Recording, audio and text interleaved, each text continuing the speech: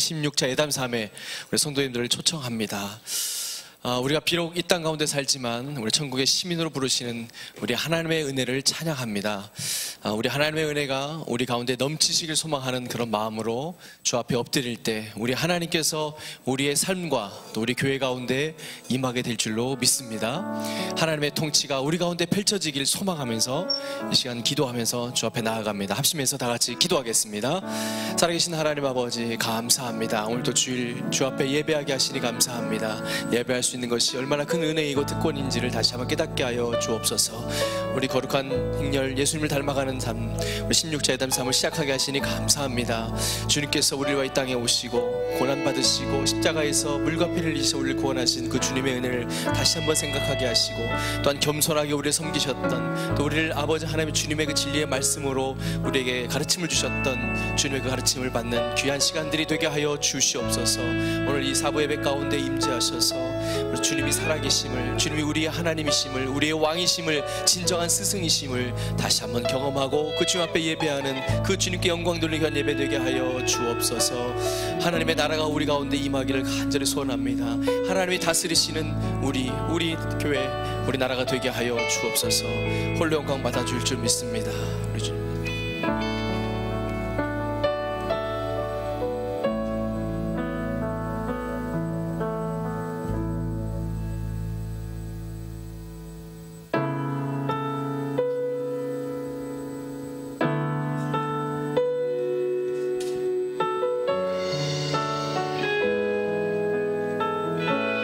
함께 고백하겠습니다. 주께 가까이 날 이끄소서. 간절히 주님만을 원합니다. 채워주소서. 주의 사랑을 진정한 찬양 드릴 수 있도록 주께 가까이 날 이끄소서. 간절히 주님만을 원합니다. 채워주소서. 주의 사랑을 진정한 찬양 드릴 수 있도록 목마른 나의 영혼 주를 부르니 나의 맘 만져 주소서. 주님만을 원합니다. 더 원합니다. 나의 맘 만져 주소서. 다시 한 번 더 고백합니다. 주께 가까이 날 이끄소서. 간절히 주님만을 원합니다. 채워주소서. 주의 사랑을 진정한 찬양 드릴 수 있도록 목마른 나의 영혼 주를 부르니 나의 맘 만져 주소서. 주님만을 원합니다. 더 원합니다. 나의 맘 만져 주소서. 목마른 나의 영혼, 목마른 나의 영혼 주를 부르니 나의 맘 만져 주소서. 주님만을 원합니다. 더 원합니다. 나의 맘 만져 주소서. 주께 가까이 날 이끄소서. 간절히 주님만을 원합니다.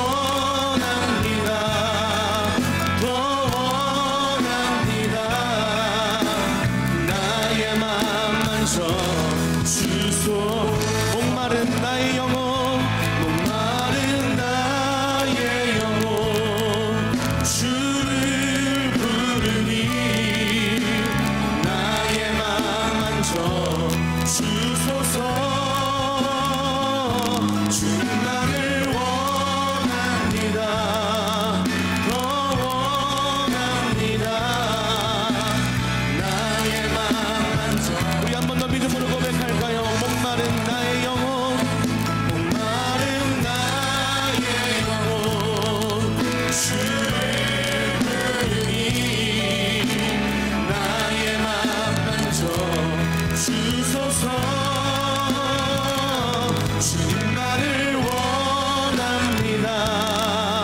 더 원합니다. 나의 맘 만져 함께 고백하겠습니다. 여호와께 돌아가자. 우린 돌아서도 그는 변치 않네. 여호와께 돌아가자. 우린 넘어져도 그 사랑 영원하네. 여호와께 돌아가자. 우린 돌아서도 그는 변치 않네. 여호와께 돌아가자.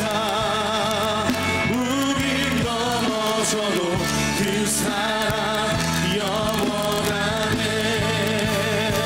사랑은 오래 참고 자신을 내어주네.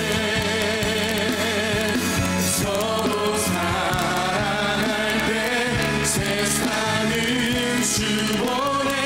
사랑은 절대 지지 않네. 사랑은 오래 참고 오래 참고 자신을 내어주네. 서로 사랑할 때 세상은 주보네. 사랑은 절대 지지 않네.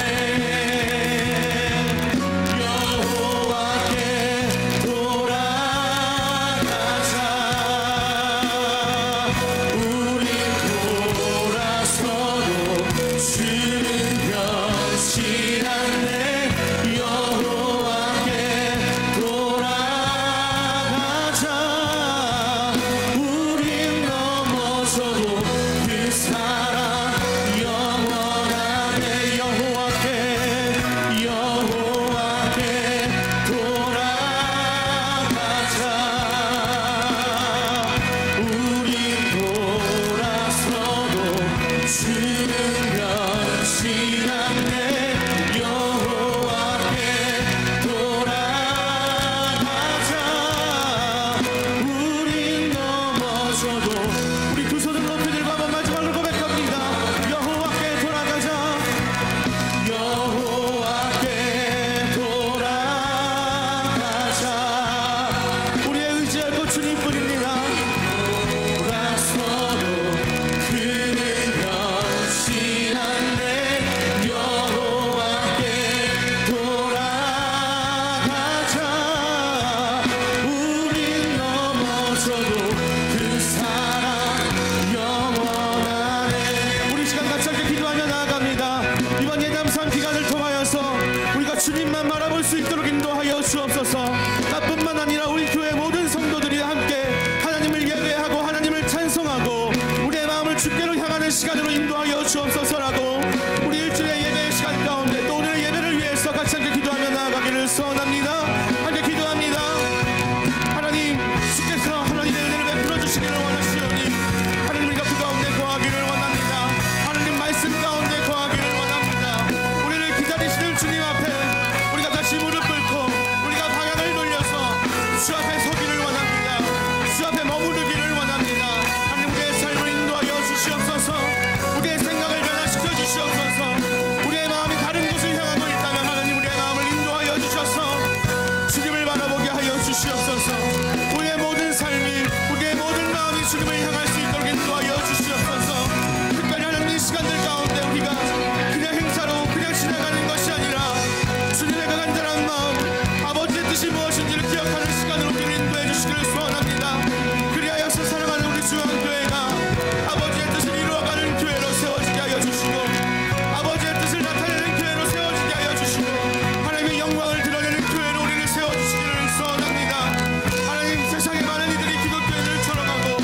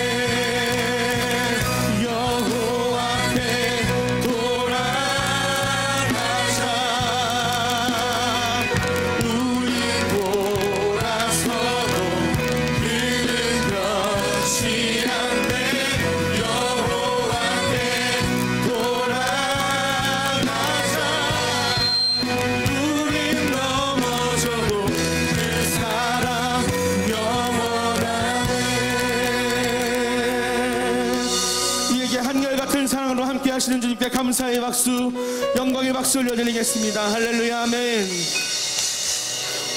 그 하나님 다 함께 자리에 일어나셔서 함께 박수 치면서 예배하며 나아가겠습니다.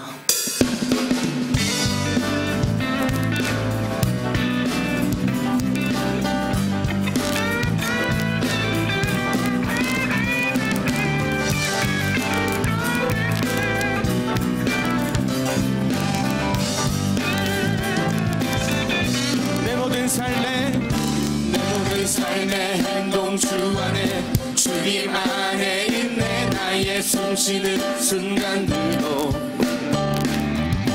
내 모든 삶의 걸음 주 안에, 내게도 주 안에 나의 숨쉬는 순간들도 함께 해볼까요? 라라라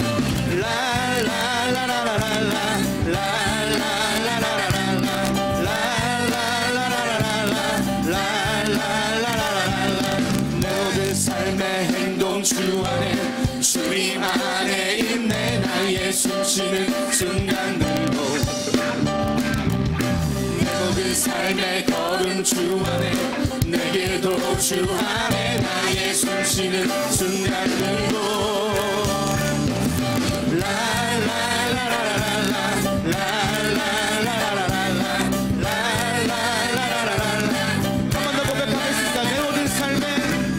삶의 행동 주 안에, 주님 안에 있네. 나의 숨쉬는 순간들도 내 모든 삶의 걸음 주 안에, 내게도 주 안에 나의 숨쉬는 순간들도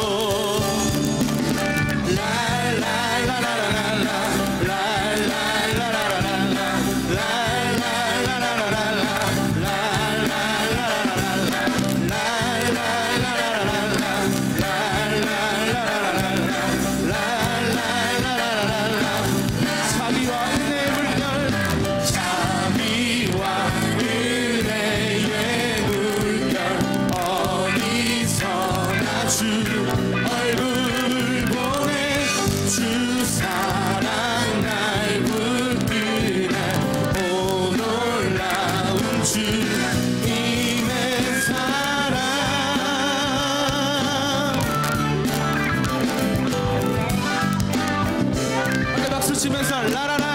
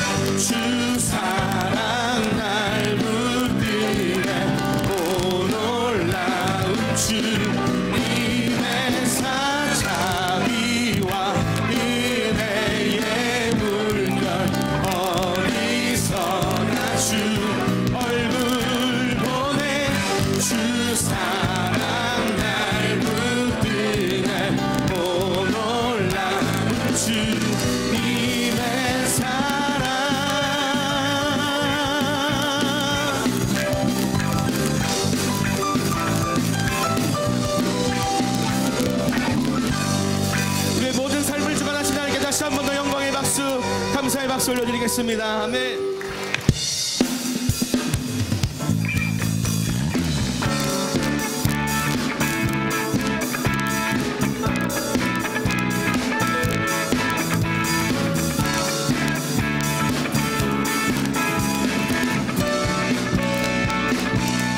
하늘 위에 주님밖에 내가 사모할 자 이 세상에 없네. 내 마음과 힘을 믿을 수 수 없네. 오직 한 가지 그 진리를 믿네. 주는 나의 힘이요, 주는 나의 힘이요, 주는 나의 힘이요. 영원히 주를 의지하리. 주는 나의 힘이요, 주는 나의 힘이요, 주는 나의 힘이요. 영원히 주를 의지하리. 영원히. 한 번 더 고백할까요? 하늘 위에 주님밖에, 하늘 위에 주님밖에 내가 사모할 자 이 세상에 없네. 우리의 맘과 힘은, 내 맘과 힘은 믿을 수 없네. 오직 한 가지 그 진리를 믿네. 주는 나의 힘이요, 주는 나의 힘이요, 주는 나의 힘이요. 영원히 주를 의지하리. 주는 나의 힘이요, 주는 나의 힘이요, 주는 나의 힘이요. 영원히 주를 의지하리. 영원히.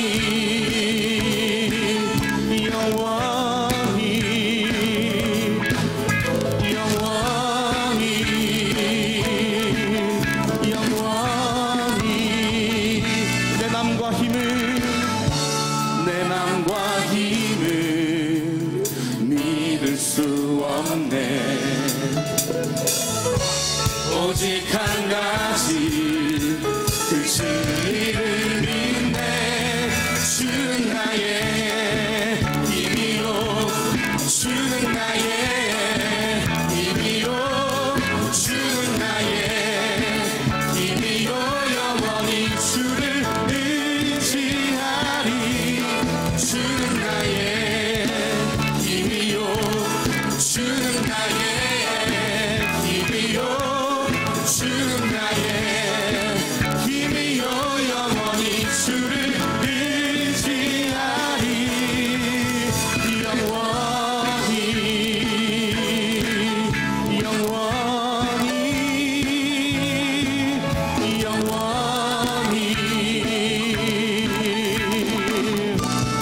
영원토록 우리의 삶에 힘되시고 능력 되시는 주님께 다시 한 번 더 영광의 박수, 감사의 박수 올려드리겠습니다. 할렐루야.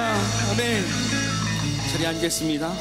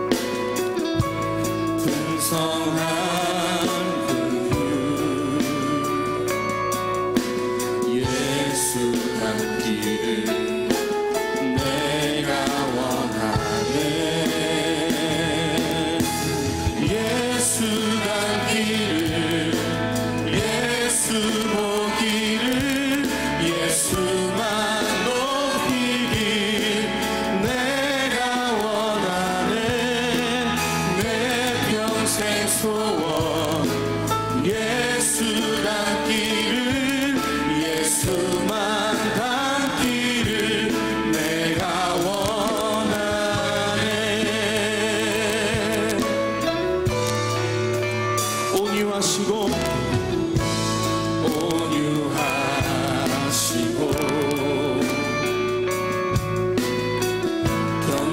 겸손하신 성품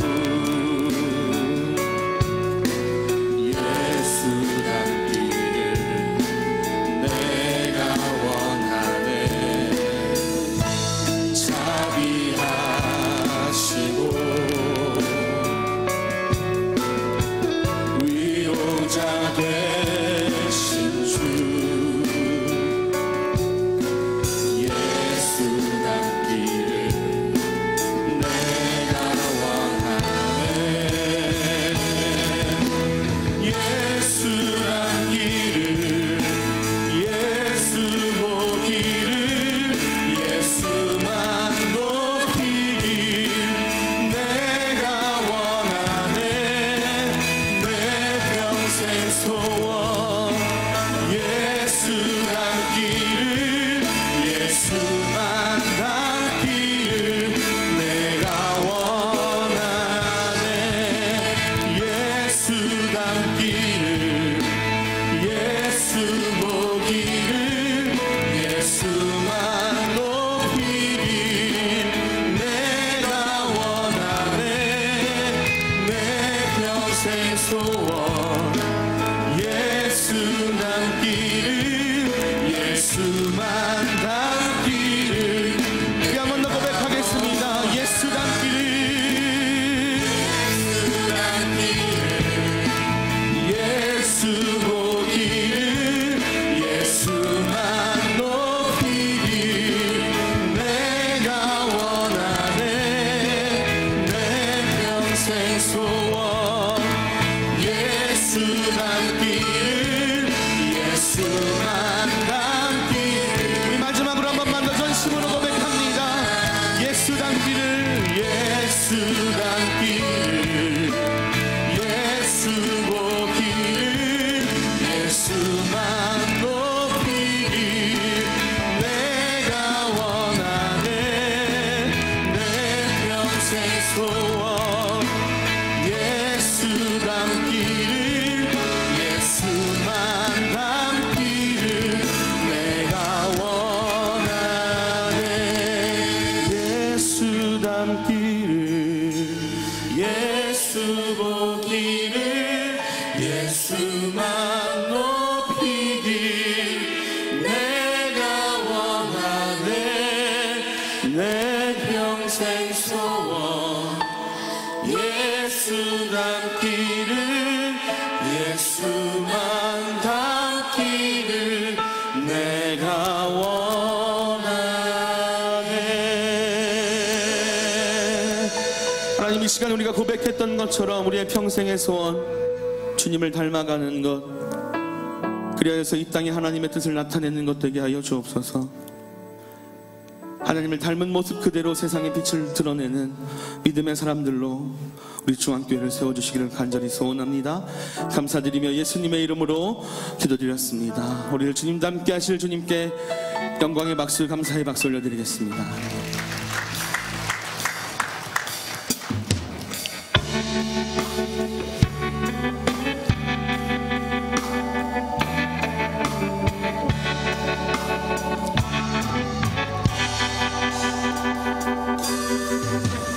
내게 있는 모든 것을 아낌없이 하시네.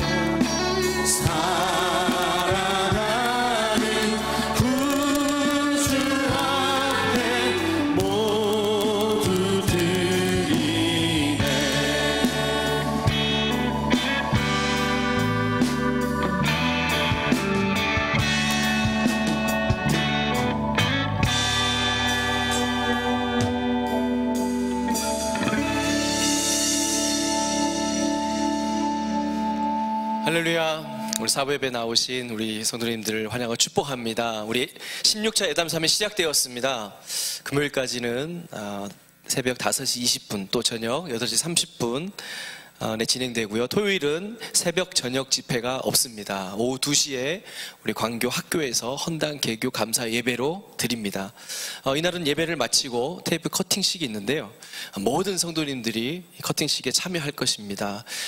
가위를 다 가져오셔야 됩니다. 지난 기공 예배 때 받으셨던 가위 또는 다른 가위라도 하나씩 다 지참하셔서 참여해 주시기 바랍니다. 참고로 차량 운행 시간은 주보와 함께 나눠드린 시간표를 참고하시기 바랍니다. 올해 첫 번째 재직 세미나가 지난주 금요일에 있었습니다. 미처 참석하지 못하신 분은 오늘 오후 5시 본당에 있는 영상 강의와 또 인터넷으로 참여해 주시기 바랍니다. 다른 모든 소식과 모임 등은 주보를 참고해 주시고 오늘 우리에게 주신 하나님의 말씀 마태복음 7장 28절에서 29절까지 말씀을 우리 다 같이 봉독하겠습니다. 예수께서 이 말씀을 마치심에 무리들이 그 가르치심에 놀래니 이는 그 가르치시는 것이 권세 있는 자와 같고 저희 서기관들과 같지 아니함일러라. 아멘. 우리 시간에 우리 담임 목사님께서 예수님의 가르침이란 제목으로 말씀 전하실 때 큰 은혜 받으시기 바랍니다. 할렐루야. 반갑습니다. 여러분들이 아마 뉴스를 통해서 들으셨겠지만 세계적인 전도자 빌리 그레이엄 목사님이 지난 수요일 밤 한국 시간으로 밤 10시에 하나님의 부르심을 받고 소천하셨습니다. 장례는 이번 주일 금요일 아마 한국 시간으로는 금요일 밤 될 터인데요. 미국에서는 금요일 아침에 천국 환송 예배를 드립니다. 오피셜리 공식적으로 발표는 하지 않았습니다만 우리 교회 성도들은 알고 계시는 것이 괜찮을 것 같아서 말씀을 드립니다. 원로 목사님께서 수년 전부터 혹시 빌리 그레이엄 목사님 소천하시면 가셔야 된다고 늘 집회 때마다 한 가지 변수가 있다. 그 일이 있으면 제가 집회를 가지 못한다고 했는데 왜냐하면 천국 환송 예배의 설교를 맡으셨습니다. 세계적으로 수많은 분들이 계시지만 특별히 미리 그렇게 예정이 되어 있으셔서 그렇게 하셨습니다. 미국에서는 본래 상하의원에서 국가장 형태로 장례를 모시려고 미국의 역대 대통령 12명이 빌리 그레이엄 목사님의 멘토를 받으셨습니다. 그렇게 하였는데 프랭클린 그레이엄, 빌리 그레이엄 목사님 아드님, 또 따님 되는 앤 그레이엄, 그 손자 윌리엄 그레이엄, 그 가족들이 다 모여서 의논하는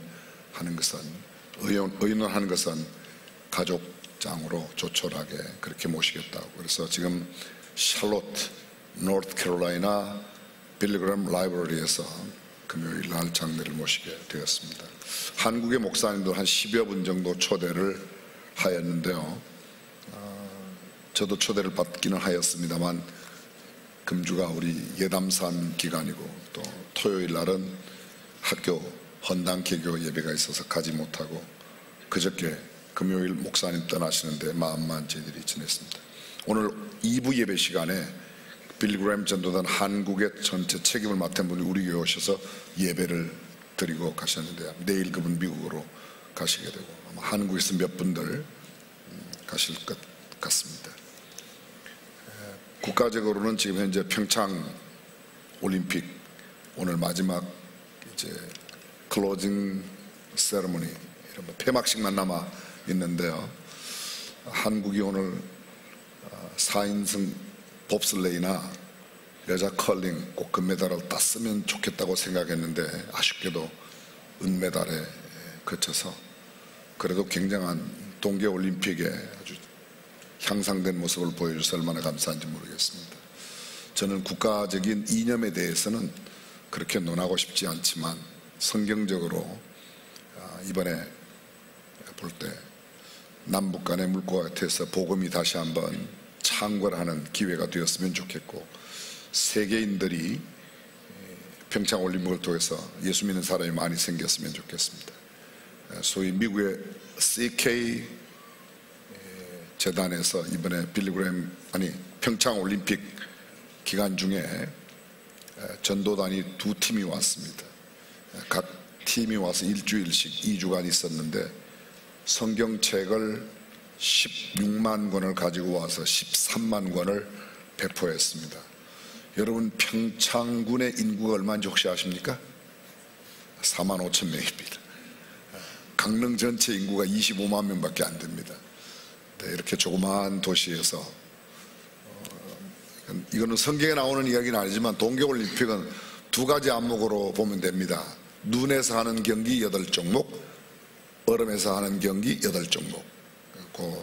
크게 두 개로 나누어서 8종목씩 함께 하고, 금년도가 23회 동계올림픽이었는데 아마 패럴림픽에 나머지 3만 권 성경을 함께 나누고, 그제 금요일 날 저녁에 강릉중앙교회에서 아이스 아레나 정문 앞에 있는 강릉중앙교회에서 찬양 집회를 했는데, 평창 찬양 축제에 제가 어떻게 본의 아니게 밀려서 조직위원장을 맡았습니다.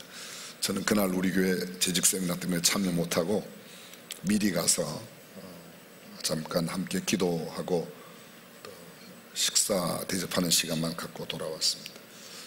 오늘 폐막 이후에도 미국에서 지금 이방카 여사가 왔죠. 어떤 분인가 하면 미국의 트럼프 행정부에 가장 영향력 있는 두 여인이 있는데, 하나는 폴라 화이트, 트럼프 대통령 18년 전에 예수 믿게 하신 분이고, 다른 한 분은 이방카, 트럼프 대통령의 딸, 그 사위가 유태인입니다. 그래서 지금 현재 예루살렘을 이스라엘의 수도라고 발표도 하고 여러 가지 상황이 있습니다. 저는 뭐 그런 정치적인 이야기보다는 어떠하든 복음이 흥왕하고 왕성한 기회가 되었으면 좋겠습니다. 오늘 여러분들이 함께 읽으신 마태복음 7장 28절 29절 말씀을 중심으로 예수님의 가르침, 이런 말씀을 함께 나누겠습니다. 제16차 예담 삶의 첫 시간이라고 생각하시면 되겠습니다. 2차 세계대전 당시 독일의 점령하에 있었던 폴란드 어느 조그만 마을에서 실제로 있었던 일입니다. 독일 군인이 언제 들어닥칠지 몰라 하루하루 불안하게 지내고 있는 유태인 앞에 갑자기 독일 군인이 나타났습니다. 독일군의 일부는 마을로 들어가고 나머지는 학교로 와서 학생 중에 드문드문 섞여있는 유태인 학생들을 끌어내려고 했습니다. 여러분, 유태인이 몇 명이 학살당했다고 알고 계시죠? 600만 명이, 히틀러에 의해서 600만 명이, 그 중에 300만 명이 폴란드에서 희생당했습니다. 이 폴란드 조그만 마을에 있었던 이야기. 독일군의 모습을 본 유태인 어린아이들 무서워서 선생님에게 달려가 매달립니다. 코르자크라고 하는 선생님, 그에게 어린아이들이 몰려들고 달려온 어린아이들을 선생님은 꼭 껴안아 주었습니다. 선생님은 아무 죄도 없는 어린아이들이 단지 유태인이라는 이유 때문에 붙잡혀가 죽임을 당한다는 것을 차마 견뎌내지를 못했습니다. 어린아이를 잡아가는 군인들을 향해서 짐승만도 못한 그들에게 무엇라고 호통이라도 치고 싶었지만 사실 그렇게도 하지 못했습니다. 트럭 한 대가 학교 운동장에 들어왔고 아이들 하나하나가 실려졌습니다. 아이들은 얼마나 무서워하는지 모릅니다. 그런데 코르자크 선생님은 어린아이들에게 이렇게 말합니다. 그렇게 무서워하지 말아라. 하나님께 기도드리면 마음이 좀 편안해질 것이라고 이야기했습니다.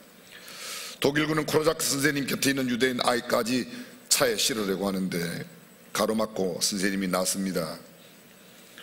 그만두시오. 나도 함께 가겠다고. 그러나 폴란드 사람인 코르자크 선생님을 함께 가지 못하도록 독일군이 떼어내려고 합니다. 아이들은 더욱 겁에 찔렸습니다. 선생님은 얘들아 무서워하지 마라. 나도 너와 함께 가겠다. 차에 함께 올라타고 그들은 드디어 트레몰렌스카라고 하는 죽음의 수용소 가스실로 들어가게 됩니다. 아이들과 함께 그는 그렇게 마지막 삶을 마쳤습니다. 우리를 위해서 자기의 목숨을 들이신 예수님을 닮은 가장 아름다운 모습으로 선생님의 모습을 남겨준 코르자크, 전 세계 17군데 홀로코스트 기념관이 있습니다. 대학살 기념관. 그 중에 하나가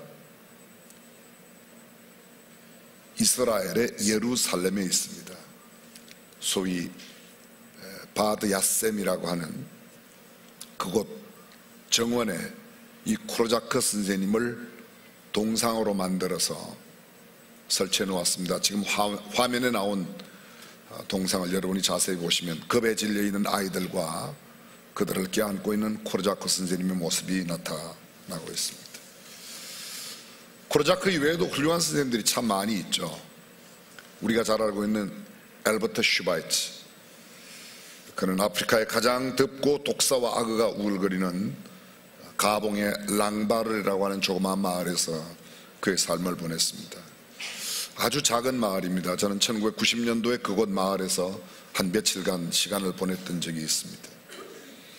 알버트 슈바이츠 1875년 독일의 알사스 지방에 태어나서 26살 젊은 나이에 그는 박사 학위를 받았는데 철학, 신학, 음악 세 개의 학위를 받았고 그 이후에 의학 박사까지 38살의 나이에 그 모든 자기의 부유한 교수직과 연구직을 다 버리고 아내와 함께 그곳 랑바르네로 갑니다. 제가 가봉에 갔던 유일한 한 가지 목적은 슈바이츠 병원에 가고 싶었던 마음 때문에 1990년도에 제가 가본 적이 있습니다. 1913년에 그가 그곳에 만 38살의 나이에 가서 90이 넘기까지 약 60여 년간 그곳에서 그의 삶을 보냈습니다. 인류의 사표로 많은 사람들이 가슴 속에 그의 이야기와 함께 슈바이츠가 남아 있습니다. 사랑하는 성도 여러분, 여러분은 지금 여러분의 가슴에 어떤 선생님이 남아 있습니까? 내 인생의 스승은 누구인가? 학문적인 스승은, 가슴 속에 새겨진 스승은, 잊을 수 없는 가르침을 준 선생님, 내 인생의 롤 모델이 되어 나도 저런 선생님처럼 삶을 살았으면 좋겠다고 하는 선생님이 누구입니까? 저희 집 아이가 어렸을 때 유치원에서 집에 와서 갑자기 애가 나는 꿈이 있답니다. 너 꿈이 뭐냐고 그랬더니 유치원 선생님이 되겠다고 그래요. 그래서 왜 그러냐고 그랬더니 유치원 선생님이 그렇게 좋다고 그러더라고요. 유치원 선생님을 만드는 사람이 되면 어떻겠냐고 그랬더니 그런 것도 있냐고 그러더라고요. 근데 그 아이가 커서 교수가 되었어요. 마음에 심겨진 삶의 모델, 아마 누구에게나 그런 사람이 있을 겁니다. 인류가 알고 있는 인류의 4대 서성, 4대 성인, 공자, 스카, 소크라테스, 예수님, 모르는 사람이 없을 겁니다. 위대한 철학자 플라톤은 소크라테스의 지도를 받았습니다. 의학의 시조라고는 히포크라테스를 모르는 의사가 없을 겁니다. 간호사로 근무하는 모든 분들은 나이팅게일이나 앙리 디낭을 모르는 사람이 없을 겁니다. 진리 탐구, 열렬한 사랑, 고통받고 있는 이웃에 대한 연민, 이것을 인생의 3대 목표로 제시했던 버틀란트 러셀 위대한 선생님으로 인류의 많은 사람들이 가슴 속에 살아 있습니다. 아마 여러분도 잘 아실 겁니다. 교육학의 시조 듀이나 길바닥에 떨어진 유리 조각을 주어 어린아이들이 다치지 않게 하겠다고 행동했던 페스탈로치도 아실 겁니다. 우리 민족의 역사에도 훌륭한 선생님이 많이 있습니다. 월남 이상재 선생님, 고당 조만식 선생님, 백범 김구 선생님, 그 이외에도 많은 사람들이 있죠. 도산 안창호, 다산 정약용 선생님. 여러분 혹시 지금 중앙예담학교가 세워진 광교 바로 그 학교 옆에 무덤이 있는데 누구 무덤이죠? 조광조 무덤입니다. 그 조광조가 조선에 아주 유명한 사람이고 조선시대에 성균관을 비롯한 여러 지금도 서울에 있는 뭐 경복궁이라든지 이런 이름들을 다 조광조가 지은 거죠. 조선시대 임금 가운데 6명이 광교 학파의 선생님들에게 사사를 받았습니다. 빛광자 가르칠 교자, 소위 빛을 가르치는 스승들이 있었던 동네가 광교이고 그곳 광교에 우리 중앙예담학교가 세워졌다는 것은 얼마나 의미 있는 일인지 모르겠습니다. 저도 생각해 보았습니다. 말씀을 준비하면서 내 가슴에 남아있는 선생님은 누구일까? 여러 사람들이 스쳐 지나갔습니다. 제가 학교 다닐 때는 유치원이 없었고요. 초등학교에 들어갔는데 1학년 때 박남규 선생님, 2학년 때 이영중 선생님, 3학년 때 김영자 선생님, 4학년 때 전창원 선생님, 5학년 때 김광명 선생님, 6학년 때 권태함 선생님. 중학교 때, 고등학교 때, 대학교, 그 이후 박사과정까지 공부하는데 수많은 선생님들을 만났습니다.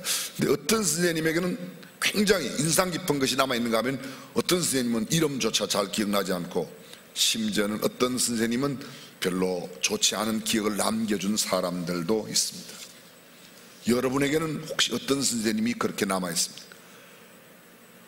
영국의 윈스턴 처칠이 아주 훌륭한 인물이 되었을 때, 세계적인 인물로 부상했을 때 영국의 한 신문사에서 그에 대한 특집 기사를 냈습니다. 유치원부터 대학까지 처칠을 가르친 선생님들을 모두 찾아서 위대한 스승들이라고 하는 특집 시리즈를 냈습니다. 처칠은 그 신문을 읽고 신문사에 짤막한 편지 한 통을 보냈습니다. 귀 신문사에서는 나의 가장 위대한 스승 한 분을 찾지 못하셨습니다. 그분은 바로 나의 어머니라고 이야기했습니다. 어머니는 내 인생의 나침반이요, 내 삶의 가장 중요한 역할을 하신 분이라고. 미국의 레이건 대통령 어머니날 특집 프로에 출연해서 어머니의 사랑을 이렇게 표현했습니다. 나에게 가장 큰 영향을 끼친 인물은 바로 나의 어머니 넬리 레이건이다. 여러분 가운데도 그럴 겁니다. 어쩌면 나는 내 아버지가, 내 어머니가 나에게 지울 수 없는, 그렇습니다. 가장 큰 영향력을 받는 것은 부모일 가능성이 높습니다. 저는 교회 교육이 중요하다고 믿습니다. 학교 교육도 꽤 중요하다고 생각합니다. 그러나 가장 중요한 것은 부모님의 교육, 가정 교육이 더 중요하다고 믿습니다. 어머님은 보통 이렇게 말하죠. 내가 죽어도 우리 아이들이, 우리 자녀들이 불편하지 않게 와야 될 터인데, 이럴테면 너무 춥지 않은 때 내가 가야지, 우리 아들이 힘들지 않을 때. 죽는 그 순간에도 아이들 걱정하며, 자녀 걱정하며 떠나는 분들이 우리 어머니가 아닐까. 왜 이분들이 우리에 대한 위대한 스승입니까? 그분들의 가르침이 무슨 특징이 있기에 잊혀지지 않고 그분들이 우리에게 무엇을 배워주고 익혀주었기 때문에 그렇게 남아있는가 하는 겁니다. 그분들이 우리 속에 심어놓은 교육의 내용, 가르침의 내용이 무엇입니까? 오늘부터 제16차 예담 삶을 시작하면서 우리는 예수님을 닮아가는 특별 훈련, 특별 교육, 뭐라고 표현해도 특별한 행렬이라고 해도 좋겠습니다. 벌써 16번째입니다. 여러분 여쭤봅니다. 예담 삶이 뭐죠? 일부 예배 때 제가 여쭤봤더니 예수님을 닮아가는 삶입니다 그러더라고요. 신앙의 가장 본질이 뭘까요? 예수를 알지 못하던 사람들이 예수님을 영접하고 난 이후에 살아가는 삶을 딱 한마디로 줄인다면 예수님을 닮아가는 삶, 그것이 신앙생활이에요. 신앙생활. 그걸 또 구체적으로 표현한다면 예수님을 닮아가는 삶이란 뭐냐, 이렇게 표현하면 좋을 겁니다. 한 3가지로 정리하면, 첫 번째, 예수님께는 거의 찾기가 어려운데, 거의 볼 수가 없는데 내 안에 가득한 것, 미움, 시기, 질투, 욕심, 분쟁, 이러한 것들을 다 쏟아내고, 예수님께는 가득한데 내게는 거의 없는 것, 사랑, 용서, 충성, 인내, 겸손, 섬김, 나눔, 희생, 절제, 자비, 이런 그들 채우는 것. 그리고 마지막 3번째로 그 예수님의 풍성한 성품으로 내 삶을 살아가 모든 사람 앞에 내가 마치 작은 예수처럼 살아가는 것이 예담 삶이라고 정의할 수 있을 겁니다. 이번 예담 삶의 주제가 예수님의 가르침입니다. 예수님은 어떤 대상으로 무엇을 가르치고 어떻게 가르쳤는가, 그 가르친 내용 몇 가지를 우리가 함께 나누게 될 것입니다. 오늘은 그 첫 시간 산상수훈, 이제 이번 주간에 나누겠습니다만 산상수훈을 중심으로 예수 그리스도의 가르침을 생각해 보려고 합니다. 산상수훈, 산상보훈이라고 말하고 영어로는 Sermon on the Mount, 산 위에서의 설교, 이렇게 생각하시면 되겠습니다. 마태복음 5장, 6장, 7장입니다. 마태복음 5장에는 산상수훈 내용이 무슨 내용인가 하면 천국 시민의 자격입니다. 6장은 그 천국 시민인 우리들이 어떻게 삶을 살아가는가, 생활입니다. 7장은 그 그리스도인 하나님의 자녀로서 삶을 살아가며 경계해야 할 내용이 무엇인가, 그리스도인의 자격, 천국 시민의 자격, 천국 시민의 생활, 천국 시민이 경계해야 할 것들로 나누어져 있습니다. 마태복음 5장 시작은 이렇습니다. 예수께서 무리를 보시고 산에 올라가 앉으시니 제자들이 나온지라 입을 열어 가르쳐 가라사대 심령이 가난한 자는 복이 있나니 천국이 저희 것이며 애통하는 자는 복이 있나니 저희가 위로를 받을 것이며 의에 줄이고 목마른 자는 마음이 청결한 자는, 이렇게 해서 팔복부터 시작합니다. blessed. 천국 시민의 삶의 가장 기본적인 내용이 어떤 내용이나 복받은 삶이라는 겁니다. 구약 성경 시편 1편에 복 있는 사람은 이라고 말할 때 blessed people, 복받은 사람, 똑같은 말입니다. 복받은, 기본적으로 천국 시민인 우리 예수를 믿는 사람은 복받은 사람. 저와 여러분이 복받은 사람이라고 믿고 동의하시면 아멘. 그렇습니다. 우리가 복받은 사람이라는 거예요. 그리고 이 천국 시민의 복받은 사람들의 가장 본질적인 자격, 삶의 내용이 뭔가 하면 5장 13절, 너희는 세상의 소금이니, 그 다음 구절, 너희는 세상의 빛이라. 녹아지지 아니하면 썩어짐을 막아낼 수 없고, 녹아지지 아니하면 맛을 낼 수 없다는 겁니다. 자신을 태우지 않으면 어두운 세상에 빛이 될 수 없는 참된 천국 시민의 삶의 아름다운 모습은 내 자신이 희생하고 내 자신이 손해보는 거예요. 여러분, 구약의 제사를 여러 가지로 표현합니다. 번제, 소제, 화목제, 속건제, 속제제, 흔들어서 드린다고 요제, 높이 든다고 거제, 여러 가지 그 제사의 방법에 따라서 또는 제물에 따라서 여러 가지 표현이 있습니다. 근데 또 한 표현이 있습니다. 그러면 희생이라고 합니다. 여러분, 희생이 뭐예요? 가장 쉬운 말로 내가 손해보는 거예요.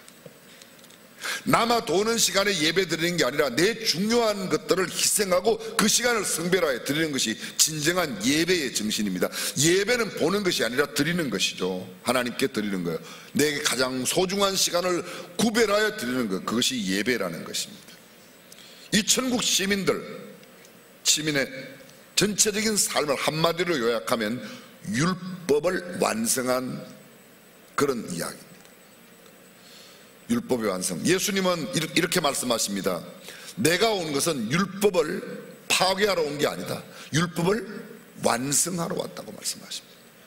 그 율법의 완성된 삶을 몇 가지로 예를 들어서 마태복음 설명하세요. 그 첫 번째가 뭔가 하면 제6계명입니다. 6계명이 뭐죠? 살인하지 말라. 살인하지 말라. 너희가 살인하지 말라고 율법에서 배웠는데, 나는 너희에게 말하는데 형제를 미워하는 자마다 이미 살인하였느니라. 성경은 그렇게 말하고 있습니다. 자, 여러분 여쭤보겠습니다.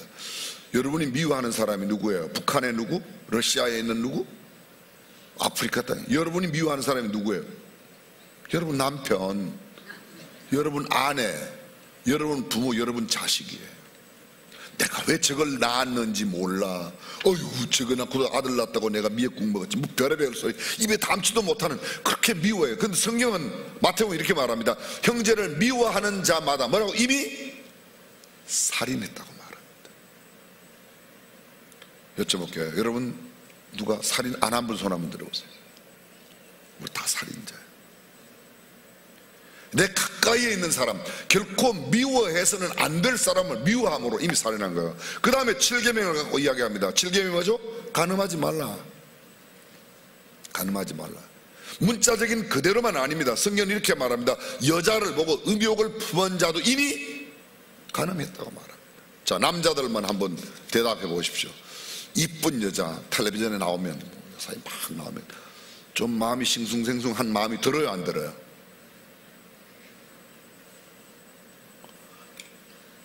하은영 간사 총각이라서 어떤지 모르겠어요. 들어요, 안 들어요? 여자들은 가만히 계시고 남자들만요. 저는 들죠, 그런 생각이. 왜 안 들어요? 다 들어요. 저는 그런 생각 안 들면 송장이나 안 들지 산 사람이 왜 안 들겠습니까?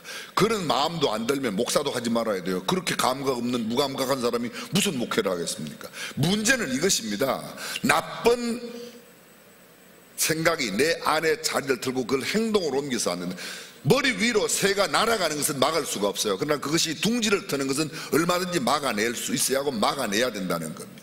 성경은 이렇게 말합니다. 생각만 해도, 그런 음욕만 품어도 이미 간음했다고 말합니다. 이혼의 법률에 대해서도 말합니다. 이혼 정서 주고 이혼하라고 그랬지만 나는 너희에게 말한다. 절대 이혼하지 말아라. 여러분, 왜 이혼을 많이 합니까? 지금 전 세계 OECD 국가 가운데 우리나라가 이혼율 1위예요. 이혼율 1위예요. 왜 이혼하죠? 결혼은 절대로 깨어질 수 없는 언약이라고 하는 생각의 결핍이 이혼을 만들어내는 거예요. 저는 오늘 아침에도 결혼 상담 하나 했습니다. 결혼은 누구와의 언약이에요? 하나님과의 언약이에요. 내가 하나님 앞에서 이 여자를, 하나님 앞에서 이 남자를 내 남편으로, 내 아내로 하나님과 약속하는 거예요. 물론 내 아내 되는 사람, 내 남편과도 언약하는 것이지만 그 언약보다 더 중요한, 하나님, 제가 이 남자가 돈을 못 벌어와도, 이 남자가 병들어도, 이 여자가 무슨 짓을 해도 나는 이 여자를 사랑하겠습니다, 하나님하고 약속하는 거예요. 근데 하나님과의 깨어질 수 없는 약속이라는 생각이 결핍되면 너하고 나하고 맨날 싸우고 욕하는 것보다는 그냥 한번 이혼하고 말자, 이런 생각이 이혼을 부추기는 겁니다. 세상은 그렇게 가르칩니다. 도저히 그렇게 못 살겠거든 이혼해라. 죽음을 전제하지 않는 이혼을 허락지 않습니다.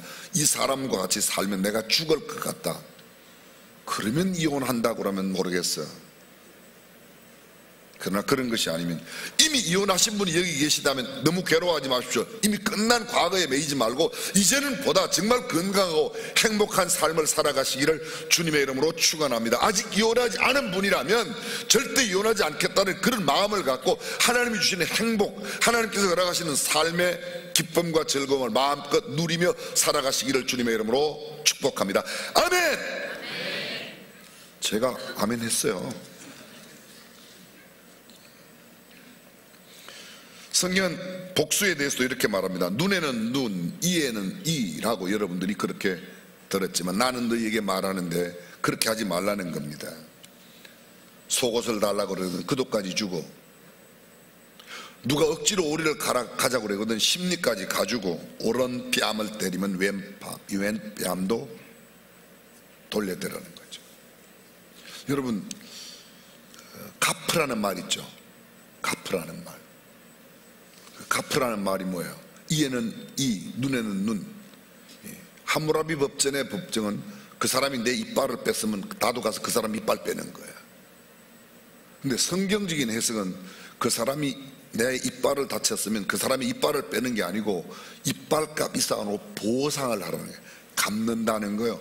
빚을 짓으면 빚을 갚아라는 거예요. 그게 갚아라, 성경에 갚아라는 거죠. 우리가 많은 사람들이 잘못 이해해요. 눈에는 눈, 그 사람이 내 눈을 뺐으니까 나도 가서 네 눈을 빼야 되겠다. 아닙니다. 눈 뺀 것을 갚아주는 거, 오히려 이것이 참된 성경적 의미라는 것을 알 필요가 있습니다. 성경 또 이렇게 말합니다.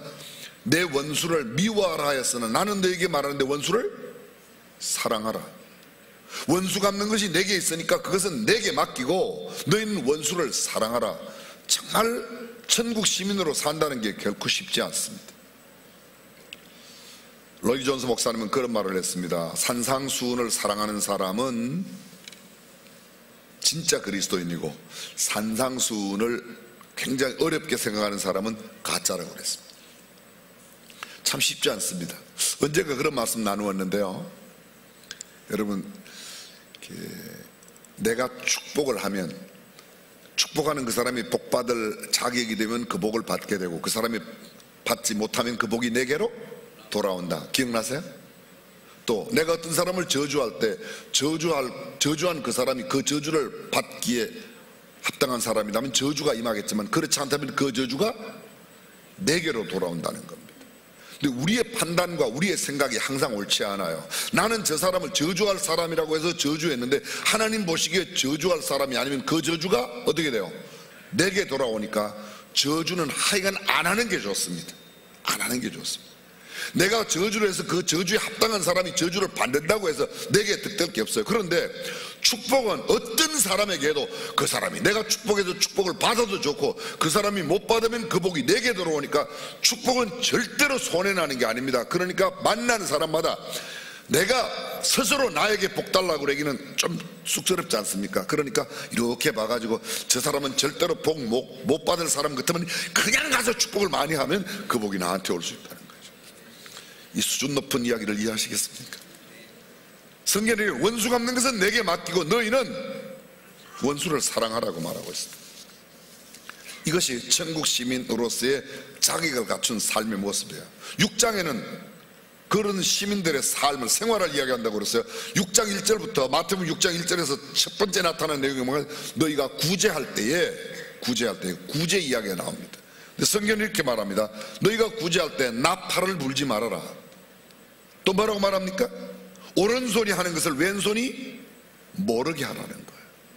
한마디로 말합니다. 티내지 말라는 거예요. 어떤 사람이 헌금을 하면서 무명으로 해요. 무명으로. 헌금은 무명 아니에요.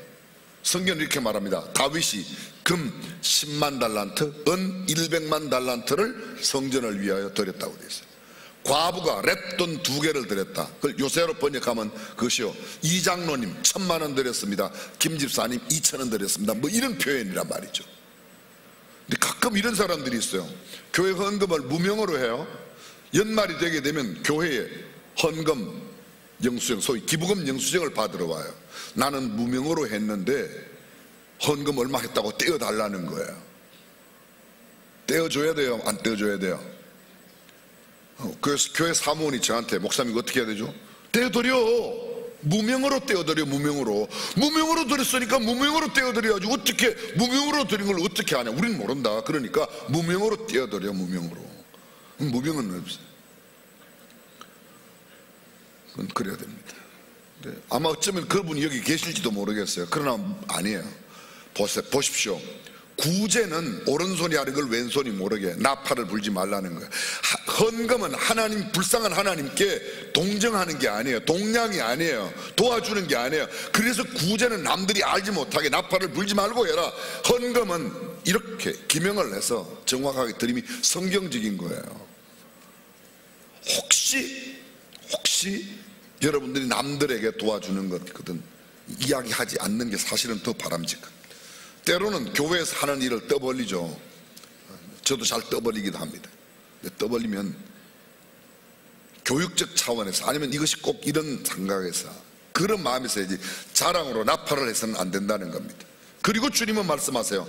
기도할 때 큰 거리에서 사람들이 많이 보는 데서 기도하지 말아라. 어디에서? 골방에서 기도해라.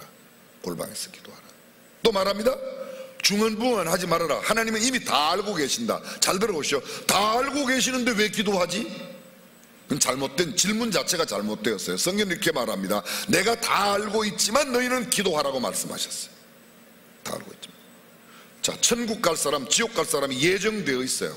그런데 우리는 누가 예정되었는가를 분별할 그런 권한을 위임받은 사람이 아니라 열심히 복음을 전하는 책임만 가지고 있는, 그 명령만 받았어요. 기도하라는 명령을 받았지 주님이 다 하시니까 기도 안 해도 된다, 그런 해석을 하는 사람이 아니라는 겁니다.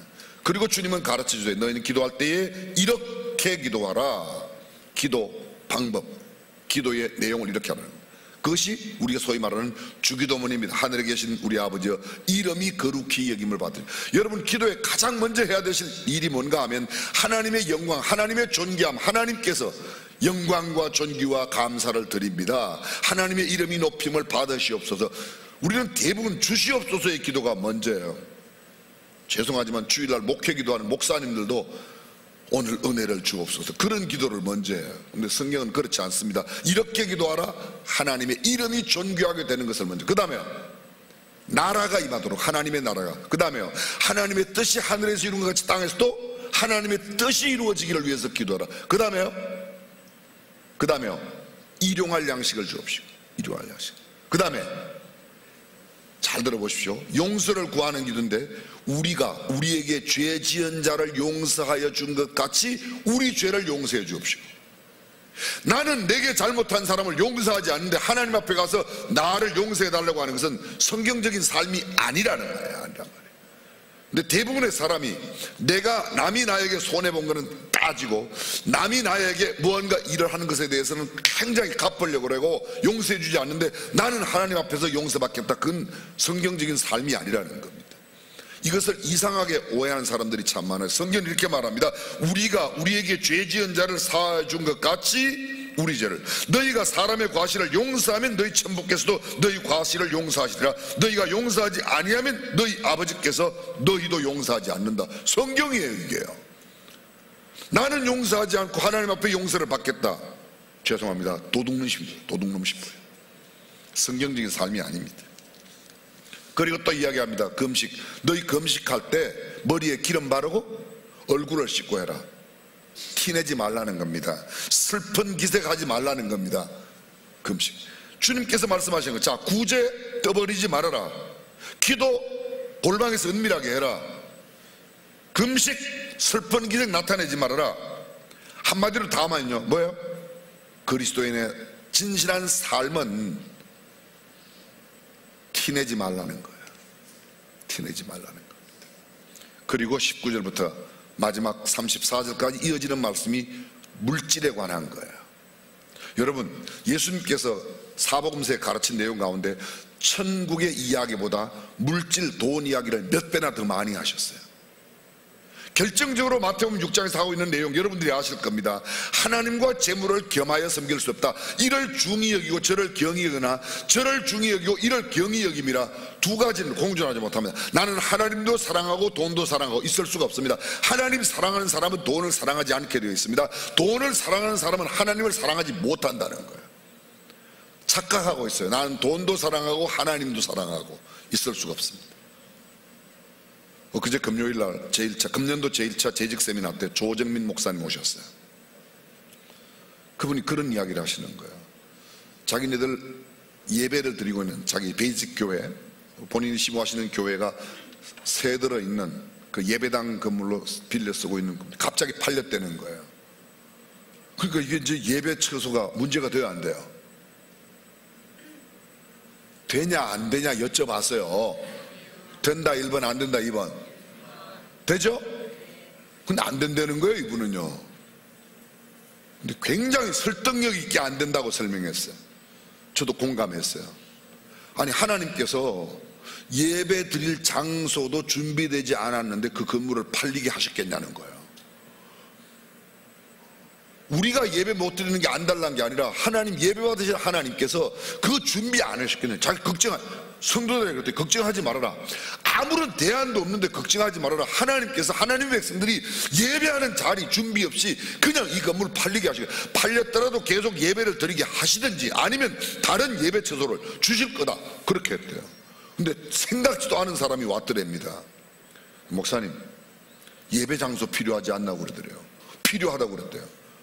저기 역삼동에 있는데요, 역삼동 예배 처소로 그분이 빌려주려고 하는데 하루 빌려주는 데만 임대료가 1,200만 원이래요. 여러분들은 얼마짜리에 사세요?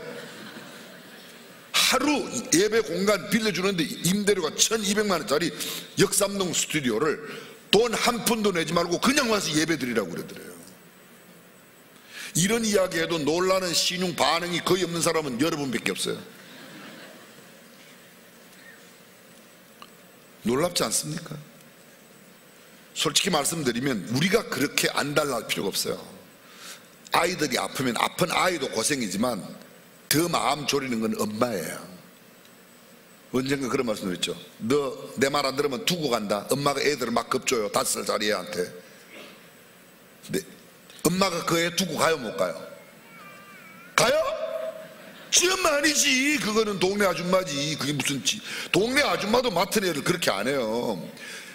공갈 협박하는 거예요. 절대로 두고 못 가요. 애가 엄마를 알면, 이 애가 진짜 엄마를 알면 가? 그러고 그냥 우는 겁니다. 절대 못 갑니다. 절대 못 갑니다. 누가 더 답답해요? 하나님이 더 답답하세요. 근데 우리가 안 달라 있어요. 왜요? 성경에 보면 믿음이 적은 자들아. 성경은 이렇게 말합니다. 너희는 먼저 그의 나라와 그의 의를 구하라. 그러면 이 모든 것을 너희에게 다. 너희가 하나님과 돈을 겸하여 섬길 수 없으니까 그렇게 하지 말라는 겁니다. 아무것도 염려하지 말아라. 내일 일을 염려하지 말아라. 한 날 괴로움은 그날의 족하다. 들의 백합화 봐라. 공중의 새를 봐라. 수고도 길쌈도 안 하는데 먹고 살지 않냐. 솔로몬의 모든 영광으로 입은 것이 이 백화파, 이 꽃 하나만 갖지 못하다고 말씀하세요. 하물며 너희일까 보냐. 공중의 새도 먹이고 입히시는데 너희 굶게 하겠냐. 믿으시면 아멘. 뭘 걱정해요? 어떤 어르신들이 정말 걱정 많이 하세요. 나 죽으면 우리 아들들은 돈이 없어 장례도 못 지내는데, 저는 지금까지 돈이 없어 장례 못 지내는 사람을 한 사람도 본 적이 없어요. 다 갖다 장례는 다 하더라고. 그 아들이 못하면 시에서라도 하니까 아무 염려 말고 가셔요. 가시는 거는 괜찮아요. 교회에 연락 주면 우리라도 가서 저라도 가서 해드릴 테니까. 여러분, 우리가 쓰잘데없는 진짜 쓸모없는 걱정들을 너무 많이 하고서 성경은 이렇게 말합니다. 아무것도 염려하지 말아라. 아무것도 안에 안 들어가는 게 뭐 있어요? 아들은 빼고, 입학은 빼고, 직장은 빼고? 아니에요. 아무것도 염려하지 마라. 정말 내가 하나님의 자녀됨에 확신이 있고 하나님을 믿는 믿음이 돈독하면 아무것도 염려하지 말고 주께 맡기면 될 줄로 믿습니다. 이것이 마태복음 6장 이야기입니다. 7장은 어떻게 돼 있어요? 천국 시민들의 경계, 첫 번째 경계가 남 비판하지 말라는 거예요. 비판하면 너희가 판단받는다. 비판하면 판단받는다. 형제의 눈 속에 있는 티는 보고 내 눈 속에 들보는 깨닫지 못하느냐? 남의 작은 것은 잘 보이는데 지 잘못은 안 보이는 겁니다. 내가 하면 로망서, 남이 하면 이 말이 안 된다는 거죠. 거룩한 것을 개에게 주지 말고 진주를 돼지에게, 알아들을 만한 사람이거든 이야기하고 그렇지 않으면 이야기하지 말라는 거예요. 진주를 돼지에게 준다는 건 돼지는 못 알아봐요. 알아듣지도 못하는데 괜히 이야기해봐야 그 화가 되는 겁니다. 잠언에 이런 말씀이 있어요. 힘 있는 자를 노엽게 하지 말아라. 그 힘이 내게. 이건 여러분들이 정말 분별력 있게 들어주세요. 저는 절대로 누구를, 전직 대통령이 현직 대통령을 향해서 굉장히 화난 표정을 했어요. 그리고 그 표정을 했더니 현직 대통령이 아주 화를 내는 표현을 했어요. 잘못하는 방법이에요. 화내게 만들면 안 돼요. 칼 들고 있는 사람 화내게 만들면 칼 써요. 힘 있는 사람 화내게 하는 거는 화내게 하지 말라는 거예요. 성경의 이야기, 이건 제 이야기가 아니고, 혹시 이런 이야기 듣고 불편하거든, 하나님 정말 왜 그런 말씀을 하시는가, 하나님 앞에 시비를 거세요. 저한테는 걸지 마세요. 여러분, 중요합니다. 그리고 우리에게 오히려 뭐라고 말합니까? 구하라, 그러면 주실 것이요. 찾아라, 그러면 찾아올 것이요. 두드리라, 그러면 너에게 열릴 것이라고. 오히려 기도의 삶을 가르치고 있어요. 너희가 만약 자녀들이 너희에게 떡 달라고 그랬는데 돌 주겠냐? 생선 달라고 그랬는데 뱀을 주겠냐? 너희가 악할지라도 자식에게 좋은 것을 줄 알거든 하물며 하늘에 계신 너희 아버지께서 좋은 것 주시지 않겠나? 누가 뭔 말을 말해요? 너희에게 필요한 성령을 주시지 않겠냐고 말씀합니다. 우리가 구하면 우리에게 가장 필요한 것을 채워주실 줄로 믿습니다. 그리고 중요한 황금률, 남에게 대접을 받고자 하는 대로 너희도 대접하라. 동서양의 사상에도 그런 게 있습니다. 논어에는 이런 말이 있습니다. 네가 원치 않는 것은 그에게 행하지 말아라. 필로는 말합니다. 네 자신이 싫어하는 것은 내 이웃에게 하지 말아라. 힐러는 이렇게 말합니다. 내가 싫어하는 것은 누구에게도 하지 말라. 네가 싫어하는데 왜 남에게 시키냐. 어른이 돼가지고 자기는 하기 싫은데 애들 시켜갖고 뭐 그 집에 가서 잘못했다고 사과해라. 그건 네가 하세요. 왜 애들을 시켜요? 힘들고 어려운 건, 내가 하기 싫은 것은 남들에게 시키지 말라는 겁니다. 성경은 말합니다. 좋은 나무가 아름다운 열매를 맺고 못된 나무가 나쁜 열매를 맺는다고 말합니다. 너희가 가시나무에서 포도를, 엉겅퀴에서 무화과를 따겠느냐? 그럴 수 없다는 거죠. 그 사람의 열매로 그들을 안다. 잘 들어보십시오. 저는 성경 구절을 많이 암송하는 게 결코 나쁘지 않다고 생각해요. 찬송가 여러 개를 안 보고 부를 수 있다. 대단한 겁니다. 기도를 오랫동안 며칠을 밤을 새워 기도한다. 그건 대단한 일입니다. 그러나 그것보다 더 중요한 게 있습니다. 뭐냐? 한 구절의 말씀이라도 삶으로 살아가는 것이 수백 구절의 성경을 암송하는 것보다 훨씬 더 낫다는 겁니다. 그리스도인들은 어떤 삶으로 다른 사람에게 도전을 줄 수 있는 사람입니다. 내가 누구인가를 보여주는 것은 내 입에 뱉는 말이 아니라 내가 하는 행동이라고 말합니다. 수없이 많이 들어봤던 이 말씀, 성경은 이렇게 말합니다. 나더러 주여 주여 하는 자마다 천국에 다 들어갈 것이 아니요 다만 하늘에 계신 내 아버지의 뜻대로 행하는 자라야 들어간다. 아버지의 뜻이 뭡니까? 요한복음 6장 40절 예수님은 이렇게 말씀하세요. 내 아버지의 뜻은 이것이니 아들을 보고 믿는 자마다 영생 얻는 것이다. 그게 하나님의 뜻이라는 거예요. 많은 사람들이 하나님의 뜻을 복수로 생각해요. 아니에요. 하나님의 뜻은 단수예요. 하나님의 뜻은 하나밖에 없어요. 예수 믿는 거예요. 예수 믿는 사람들의 일을 하며 결정함에 있어서 이런 여러 가지, 이걸 정말 하나님의 뜻을 이룰 수 있는 일인가, 그렇게 저는 그런 말씀드립니다. 서울대학교 가는 게 하나님 뜻입니까? 고대 가는 게 하나님 뜻입니까? 지방대학 가는 게 하나님 뜻입니까? 서울대 가는 게, 서울에 있는 대학 가는 게 하나님 뜻입니까? 영혼을 구원할 수 있는 이 일이 지방에 가서 일어난다면 하나님 뜻이에요. 서울에 가서 술 먹고 이상한 짓 한다, 그건 하나님 뜻 아니에요. 세상 사람들이 말하는 연봉 많은 직장 갈 수 있는 대학이 인류대학이다? 저는 그런 생각하지 않습니다. 성경적 삶의 가치관을 실현하며 삶을 살 수 있는 그런 것을 보다 깊게 가르치는 학교가 성경적인 학교요, 좋은 학교요, 인류학교라고 저는 믿습니다. 아멘! 그거 해야지 돼요. 시간이 많이 갔지만 제가 한 말씀만 드릴게요. 서울대학교 보내는 거 그렇게 어려운 일 아니에요. 에이, 서울대도 못 나온 게 또 무슨 저딴 소리 하나. 잘 들어보세요. 서울대학교 누가 제일 많이 가요? 우리나라에서 어디에서 제일 많이 가요? 대성학원. 대성학원이죠 뭐. 그 다음에 종로학원, 그 다음에 서울예고, 하나고등학교 이런 데서 많이 가요. 대성학원은 많이 갈 수밖에 없어요. 대성학원 선생님들은 서울대학교에서 내는 문제가 어떤 문제인지 경향을 잘 알아서 그 답을 잘 쓰는 기술자를 잘 만들어내는 학원이 대성학원이에요. 그 사람이 정말 하나님의 사람으로 잘 살아가는 사람들을 가르치는 데가 대성학원이 아니라는 거예요. 대성학원 강의 나온 사람 용서하세요. 실제로 그래요. 그럼 만약에 우리 예담, 중앙예담학교에서 서울대학교 많이 보내는 거 하려면 죄송합니다. 연봉 3천만 원, 4천만 원, 5천만 원짜리 교사 쓰지 말고 수백억 들여갖고 학교도 지었는데 연봉 1억 5천만 원, 2억짜리 대성학원 선생님 몇 명 스카우트 해갖고 여기서 잘 가르치면 몇 년만 지나면 서울대학교 많이 가겠어요, 못 가겠어요? 못 가요? 당연히 가지. 그러나 그것이 교회가 해야 할 일이냐, 교회가 정말 그런 일을 해야 되느냐, 아니라는 생각이 안 하는 거예요. 저는 만약에 수백억 들어갖고 학교도 지었는데 1년에 10억씩만 교사에다가 더해갖고 좋은 교사 데려오면 3년 5년 지나면 죄송합니다, 아이들이 정말 돌머리가 아니면 왜 안 되겠습니까? 서울대학교 가지. 그러나 서울대학교 많이 보내는 학교 만들려고 학교를 세우지 않았어요. 우리는 성경적인 삶을, 기독교적인 가치관을 실현할 수 있는 하나님의 사람을 길러내는 학교가 되어야 한다고 믿습니다. 교회가 이 가치를 가르쳐야지 돼요. 예수 믿는 엄마 아빠들, 야 주일날은 괜찮아, 늦잠 자, 피곤하면 교회 가지 마라, 야 내일 학교는 가지 말아도 오늘 예배는 가, 이래야지 그게 예수 믿는 엄마죠. 왜 아멘 안 해요? 제가 지금 조금 흥분했어요. 용서하세요. 성경은 이렇게 말합니다. 독수리처럼, 죄송합니다. 유대인의 기록은 이렇게 말합니다. 독수리처럼 신속하고 사슴처럼 비하며 사자처럼 강하고 표범처럼 담대하게 하나님의 뜻을 행하라.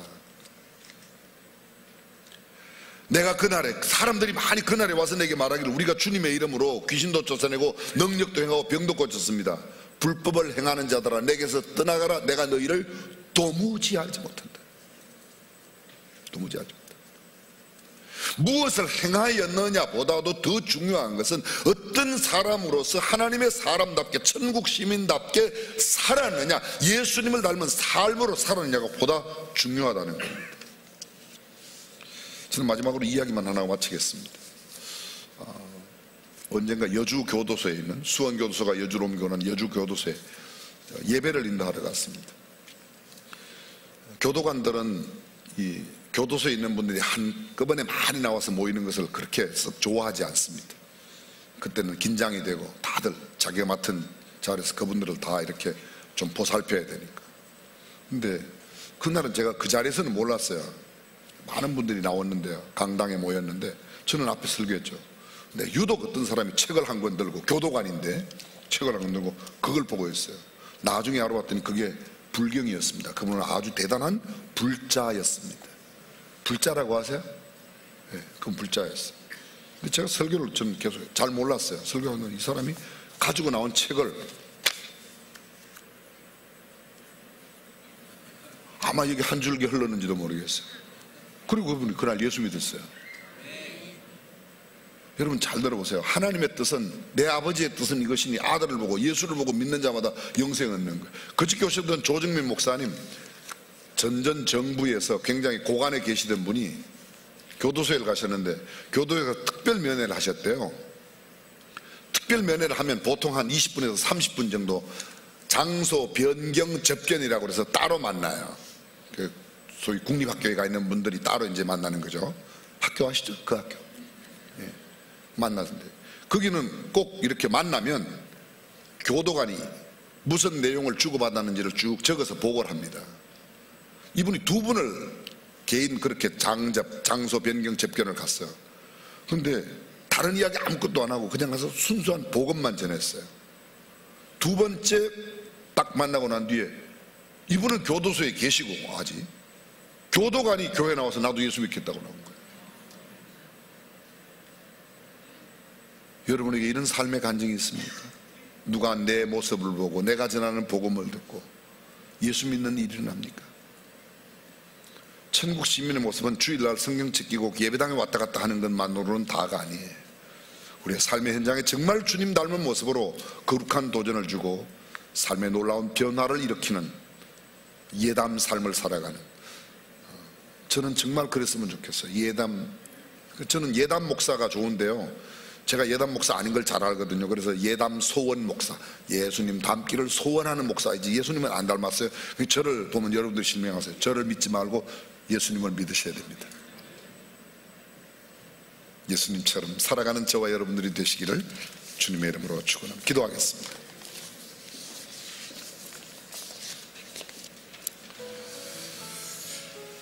어느덧 16차 예담 삶을 하게 되었습니다.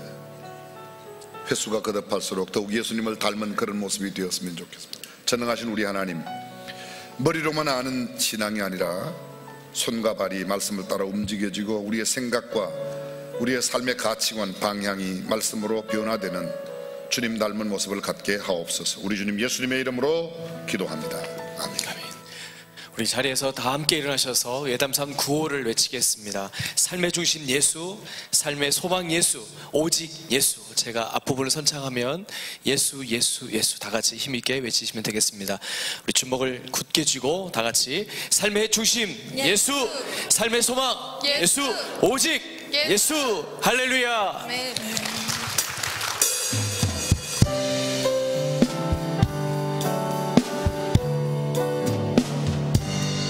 기신 일을 이루신 하나님께 큰 영광과 존귀를 늘 돌리세.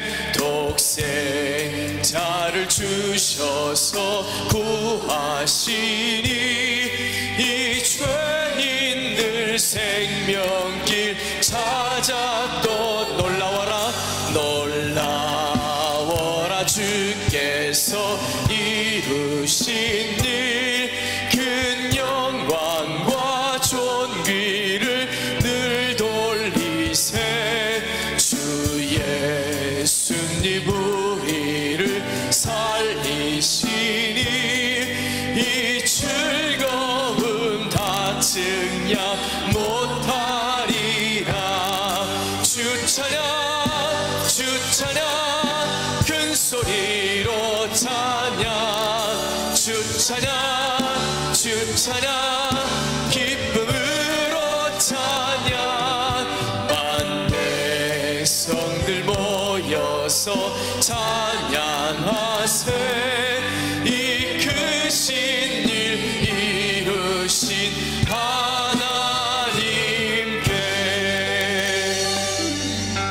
주 예수 그리스도의 은혜와 하나님의 무한하신 사랑과 성령님의 감동 감화 교통 충만하심이 예수님 닮은 삶 살기를 소원하는 모든 성도들과 사랑하는 가정의 가족들, 그리고 우리 대한민국에 있는 모든 국민들 지도력 가운데 영원토록 함께 하시기를 간절히 축원하옵나이다. 아멘.